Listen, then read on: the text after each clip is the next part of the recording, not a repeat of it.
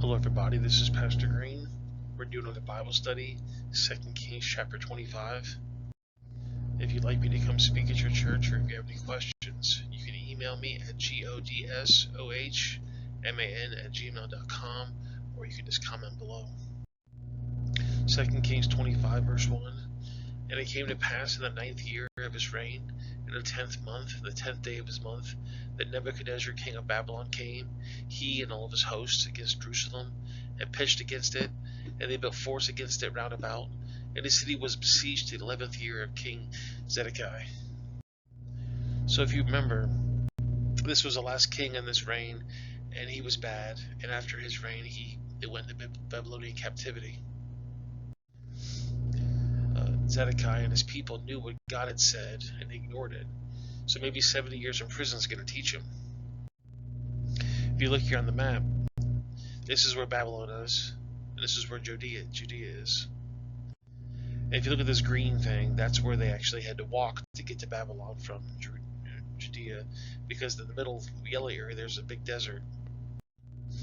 And this right here would be Nebuchadnezzar's temple. It's got beautiful stuff on the wall. 1 Corinthians 10 says, now these things were for examples, to intention, not lust after the evil things that they also lusted.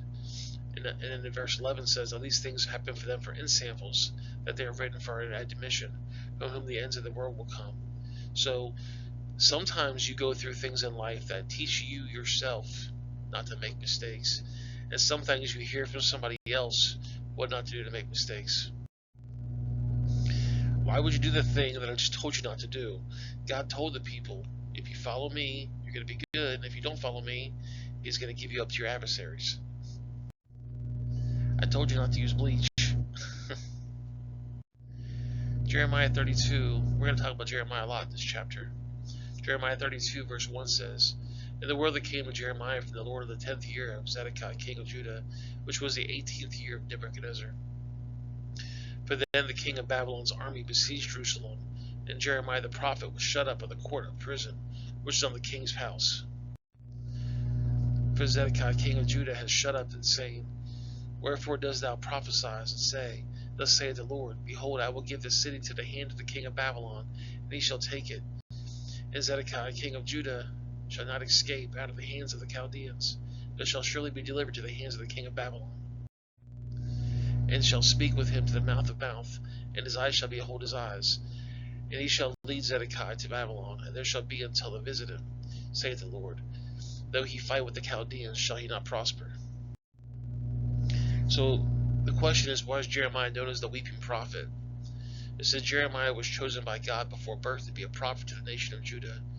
He spoke the words of the Lord during the reigns of King Josiah, and Joachim, and Zedekiah. And Jeremiah grieved over the wickedness of the people and the impending judgment that the nation's sins had provoked. Jeremiah's warnings went almost unheeded, and he responded to Judah's rebellion with tears and mourning. Jeremiah had been dubbed the weeping prophet because of the often gloomy nature of his message and the grief he expressed for his people. And if you read Jeremiah, you'll see that God keeps telling him, tell the people this and that. Jeremiah tells the people, and they don't listen, because there's other people in town saying that they talked to God and God said the positive stuff. So they ignored Jeremiah. And Jeremiah was a weeping prophet because he kept saying, this is what God's telling you guys, and you're not listening. And it really broke his heart. 2 Kings 25:3. And on the 9th day of the 4th month, a famine prevailed in the city, and there was no bread for the people of the land. And the city was broken up, and all the men of war fled by night by the way of the gates between two walls, which is by the king's garden.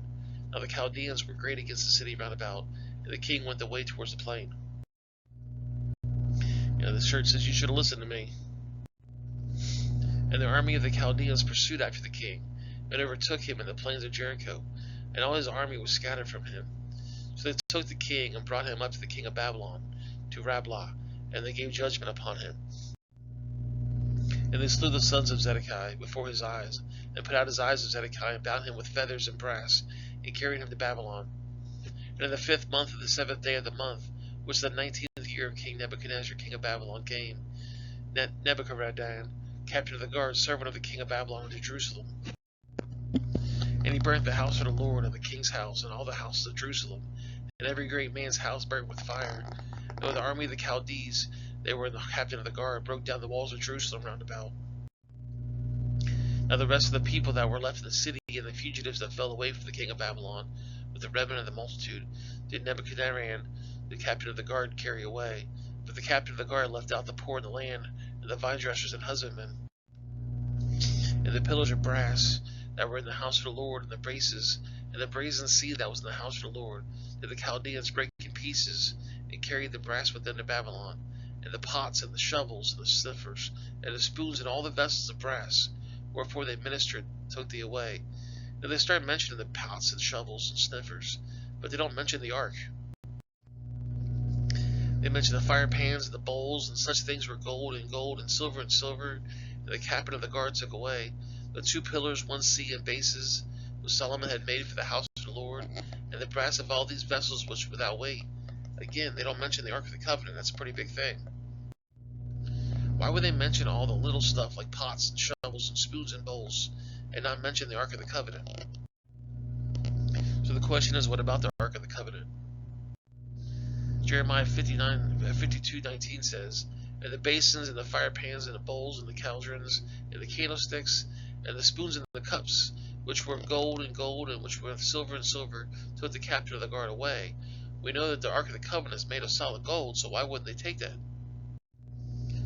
Ezra 1:7-8 says, and Cyrus the king brought forth these vessels to the house of the Lord, which Nebuchadnezzar had brought forth out of Jerusalem, and he had put them in the house of the gods, even those the Cyrus king of Persia, bringing forth by the hands of Mithridates the treasurer, who numbered them to Shalmaneser the king of Judah. And it has numbered them 30 changes of gold, 1,000 charges of silver, 920 knives, 30 basins of gold, silver basins a second sort of 410, another vessel of 1,000, and the vessels of gold and the silver were 5,400. All these did Shalmaneser bring up with him in the captivity that were brought up from Babylon into Jerusalem. 2 Chronicles 26:14-15. And Uzzah prepared for them throughout all the hosts of shields and spears and helmets and habergeons and bows and slings that cast stones. And they made in Jerusalem engines invented by cunning men to be in the towers and upon the bulwarks to shoot arrows of great stone withal. They made this catapult that was able to shoot very far distances. But see, Nebuchadnezzar had a siege wall built just beyond the range of the catapults to keep the people in. You can see that big siege wall around it. And what this did is that made sure that people were stuck inside the town. They had no access to water or food. And Nebuchadnezzar just figured, I'll starve the people out, and eventually I'll be able to win. Jeremiah 27:8-9. And it shall come to pass that the nation and kingdom which was not served the same Nebuchadnezzar, the king of Babylon, that they will put their neck under the yoke of the king of Babylon. That nation will I punish, saith the Lord, with the swords and with the famine and with the pestilence, until I have consumed them by his hand. Therefore hearken ye not to the prophets, nor to your diviners, nor to your dreamers, nor to your enchanters, nor to your sorcerers, which speak to you, saying, Ye shall not serve the king of Babylon. So Jeremiah apparently hid the ark outside the city wall, but inside the siege wall to keep it from being stolen. You can see over here, he's probably put it in Jeremiah's grotto.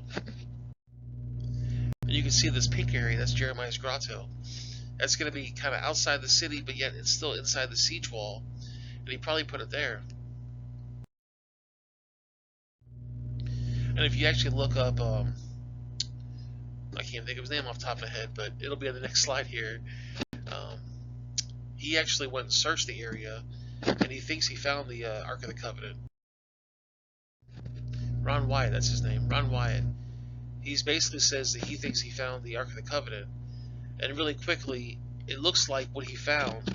On top of it would be where Jesus was buried, and there was this big crack that went down, and when Jesus died, he got speared in the side, his blood went down this crack, and landed right there on the mercy seat of the Ark of the Covenant. That's what he said happened. You can watch his videos. I think Ron Wyatt's going to be on, well, he's passed away now, but I think his videos are on YouTube, talking about the Ark and Ark of the Covenant, Noah's Ark, and things like that. 2 Kings 25.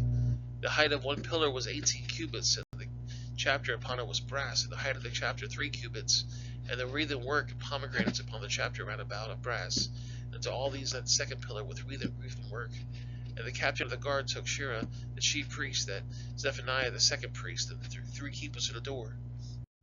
And out of the city wall he took an officer that was set upon the men of war, and 5 men of them that were in the king's presence, which were found in the city, and the principal scribe of the host, which mustered the people of the land, and 60 men of the people of the land that were found in the city. And Nebuchadnezzar, captain of the guard, took these, and brought them to the king of Babylon, to Riblah.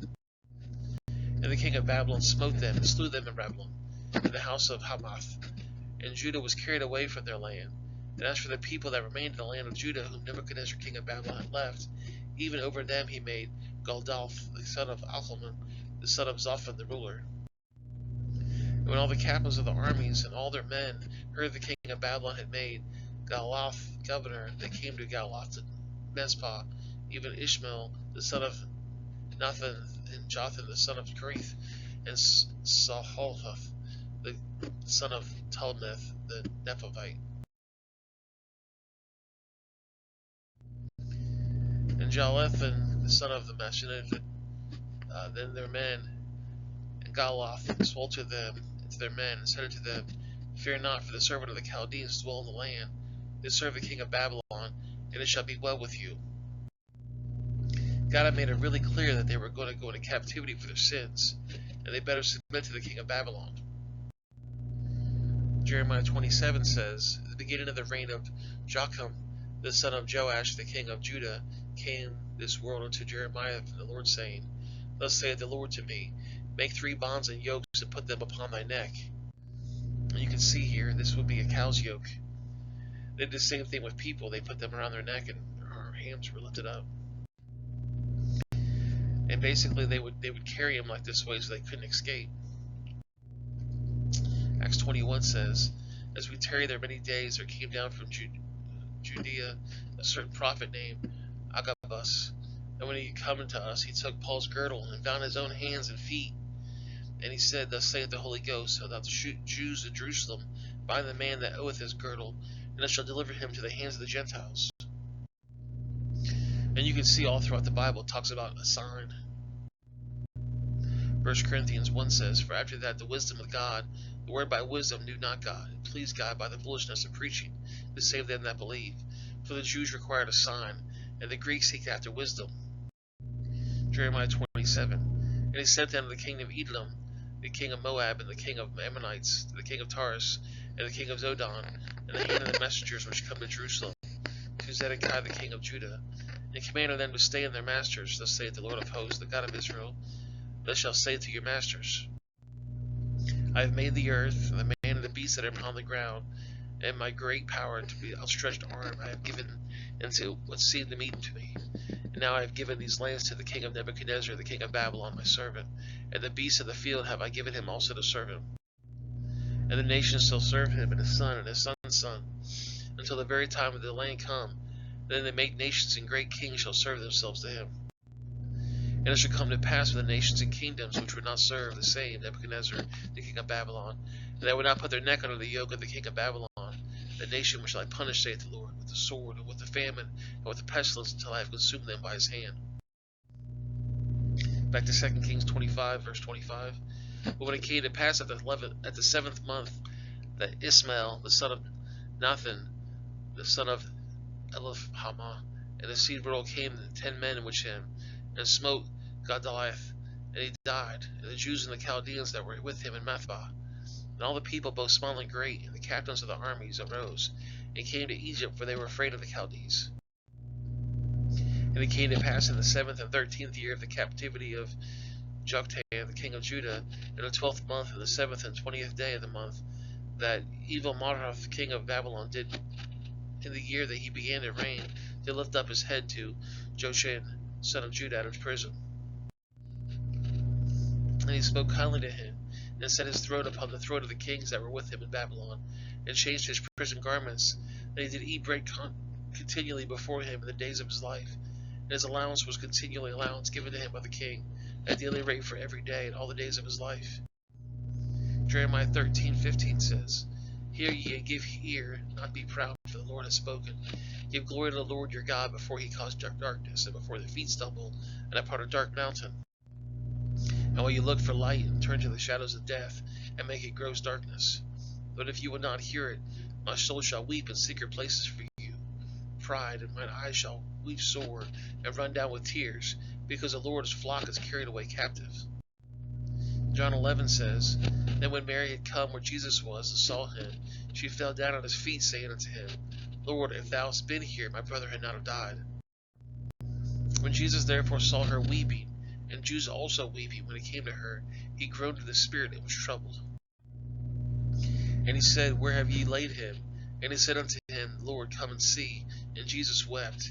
Jesus has emotions as well.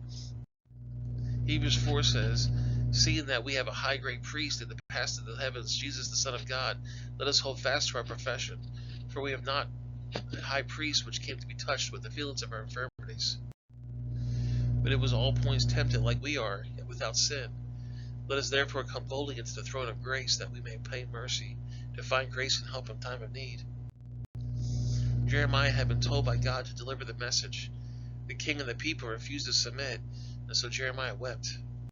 The Bible has a lot to say about submission to authority and to avoid problems. Some people are just too proud to submit. If you look throughout the Bible, all the time it says to submit. Submit, submit, submit. All these verses talk about submitting to God. In fact, here's 30 Bible verses on submission to God. Proverbs 29 says, He that being often reproached harden his neck shall suddenly be destroyed, and that without remedy. Psalms 81 says, But my people would not hearken to my voice, and Israel would none to me. So I gave them up unto their own hearts' lusts, as they walked in their own counsels. Oh, that my people had hearkened unto me, and Israel had walked in my ways. I should soon have subdued their enemies, and turned my hand against their adversaries. And the haters of the Lord should have submitted themselves unto him, but their time should have endured forever. He should have fed them also with the finest of wheat, and with honey, and the rock should have satisfied thee. 1 Samuel 15 says, For rebellion is the sin of witchcraft, and stubbornness is iniquity and idolatry. Because thou hast rejected the word of the Lord, he also has rejected thee from being king. Well, guys, that's the video. That's the end of 2 Kings Bible study. I'll be doing a new one soon. I don't exactly know what I'll be doing yet, but you'll find out in a week or so. I'm going to put a couple links on the screen. The bottom right is going to be the 2 Kings Bible study. Top left is going to be the 1 Kings Bible study. And then the bottom left is going to be a video YouTube thinks you guys are going to like. Make sure you guys subscribe, like, share, hit the notification bell. All those things you guys know how to do. And I'll see you guys in the next video. Have yourself a great day.